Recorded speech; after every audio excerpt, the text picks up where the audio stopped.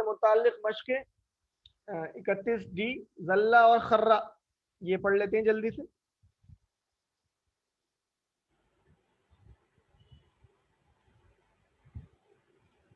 اگر آپ واقعی قرآن کو سمجھنا چاہتے ہیں تو میں آپ سے درخواست کرتا ہوں کہ اپنی کاپی پین نکال لیجئے، امید یہ ہے نکالے بیٹھے ہوں گے آپ لوگ۔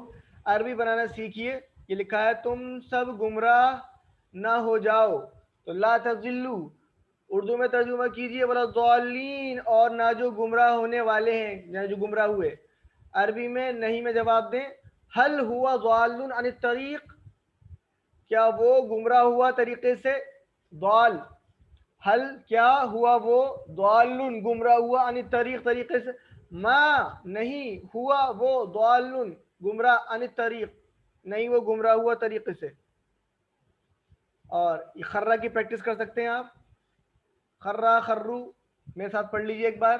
خرہ کا مطلب وہ گرا، خرہ خرو، اور یہ آگے ہے ہمارا خررتا، خررتو، خررتم، خررنا، اور خرت، اور یخرو، یخرون، تخرو، اخرو، تخرون، نخرو، اور یہ ہے تخرو، اور یہ ہے خرہ، خرو، لا تخرہ، لا تخرو، خار ڈیش اور خر۔ ہوم ورک ضرور کریں، جو ہوم ورک کریں گے وہی سیکھ سکتے ہیں اچھی طریقے سے۔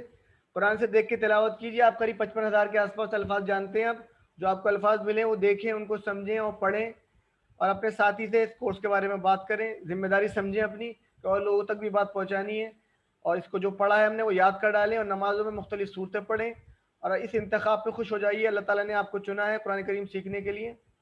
ٹیچر بنیے، جو آپ نے سیکھا ہے وہ سیکھنا بہت آسان ہے، لوگوں کو سکھائیے، اور سب سے زیادہ فائدہ آپ کو ہوگا۔ کوئی کچھ پوچھنا چاہیں، ٹریننگ لینا چاہیں تو اس نمبر پر رابطہ کر سکتے ہیں۔ اور یہ ہمارا باب مکمل ہوا، یعنی کہ 31 کا ڈی پورشن بھی کمپلیٹ ہوا۔ اللہ تعالیٰ سے دعا ہے وہ ہمیں قرآن کریم کو پڑھنے، سمجھنے، عمل کرنے، غور و فکر کرنے، اسے پھیلانے کی توفیق دے۔ سبحان اللہ و بحمدہ، سبحانک اللہم و بحمدک، اشہد ان لا الہ الا انت، استغفرک و اتوب الیک۔ سبحان ربک رب العزۃ عما یصفون، وسلام علی المرسلین، والحمد للہ رب العالمین۔